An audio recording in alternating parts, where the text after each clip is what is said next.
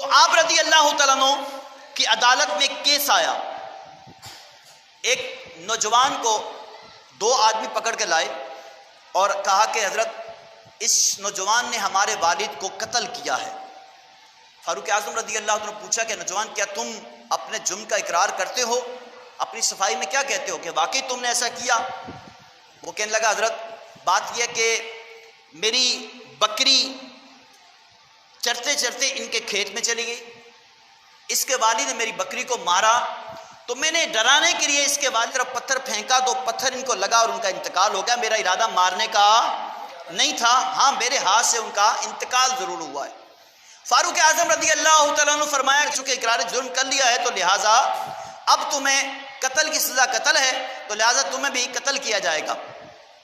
اس نے عرض کی یا امیر المؤمنین میں بالکل اس سزا کو لینے کے لیے تیار ہوں، لیکن گزارش یہ ہے کچھ یتیم بچوں کا مال میرے پاس بطور امانت رکھا ہوا ہے، اگر وہ مال میں ان تک پہنچا کے آ جاؤں آپ اتنی مہلت مجھے دے دیجئے، میں وعدہ کرتا ہوں میں واپس آ جاؤں گا، بس یہ مال ان تک پہنچانا ہے اور واپس آنا ہے. فاروق اعظم رضی اللہ عنہ نے فرمایا کہ میں سے اگر کوئی تمہاری ضمانت لے لے تو پھر ہمیں تمہیں چھوڑ سکتے ہیں ورنہ چھوڑ نہیں سکتے. اب اس نے پوری عدالت پر نظر دوڑائی، کو جاننے والے اس کا نہیں تھا، یہ انجان آدمی تھا بالکل. وہ خاموش ہو گیا. سیدنا ابو ذر غفاری رضی اللہ عنہ جو جلیل القدر صحابی ہیں یہ بھی تشریف فرما تھی، کھڑے ہوئے اور انہوں نے کہا یا امیر المؤمنین اس نوجوان کی ذمہ داری میں لیتا ہوں، اگر یہ نہیں آیا تو اس کے بدلے میں سزا کے لیے میں تیار ہوں.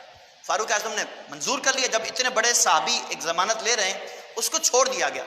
وقت مقررہ پر وہ دو آدمی بھی جنہوں نے اپنے والد کا مقدمہ کیا تھا وہ آ گئے. اب انتظار اور نوجوان نہیں آ رہا، کافی دیر گزر چکی ہے. اب فاروق اعظم اس پریشانی میں ہے کہ ایک جلیل القدر صحابی نے ذمہ داری لی ہے تو کہیں ان کی جان کا مسئلہ نہ بن جائے. اسی پریشانی میں تھے کہ وہ نوجوان واپس آ گیا. فاروق اعظم رضی اللہ تعالیٰ عنہ نے ابو ذر غفاری سے کہا ابو ذر تم جلیل القدر صحابی ہو، اگر یہ نوجوان واپس نہ آتا تمہاری جان ہمیں لینی پڑتی، اتنی بڑی ذمہ داری تم نے کیسے لے لی؟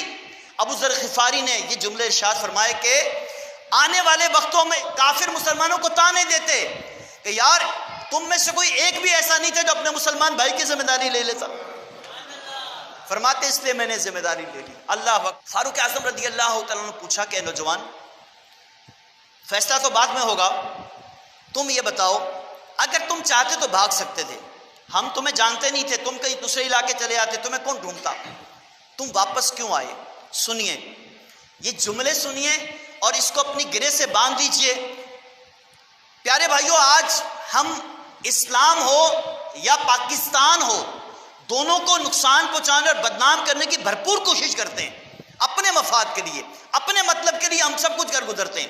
اسلام بدنام ہوتا ہے تو ہوتا چلا جائے، ہمارا ملک پاکستان بدنام ہوتا ہے تو ہو جائے، دوسرے ملکوں میں جا کے جو کچھ ہم کرتے ہیں وہ زمانہ جانتا ہے. آپ کسی ملک میں جائیں نا پاکستانی ہونے کا تعارف کروائیں تو وہ پھر جو جملے کہتے ہیں نا وہ میں اس وقت کہنا میرا اچھا نہیں لگتا مجھے. تو اپنے کردار کو کیسا رکھنا چاہیے اس نوجوان سے سیکھنا ہے ہم نے. اس نوجوان نے کہا یا امیر المؤمنین اگر میں آج واپس نہیں آتا تو آنے والے اسلام کے دشمن اسلام کو یہ تانا دیتے، مسلمانوں کو تانا دیتے کہ تمہارا ایک نوجوان تھا جو ضمانت دے کر بھاگ گیا واپس نہیں آیا، میں اس لیے واپس آیا. اللہ اکبر. وہ نوجوان جو مقدمہ لے کر آئے تھے وہ عرض کرنے لگے یا امیر المؤمنین ہم بھی کسی سے پیچھے نہیں رہیں گے، ہم بھی اس تمام ماحول کو دیکھتے ہوئے اپنے والد کے قاتل کو معاف کرتے ہیں. یہ تھی فاروق اعظم کی عدالت. ایسے ایسے فیصلے ہوتے تھے، ایسے ایسے واقعات ہوتے تھے، ایسے ایسے انصاف ہوتے تھے.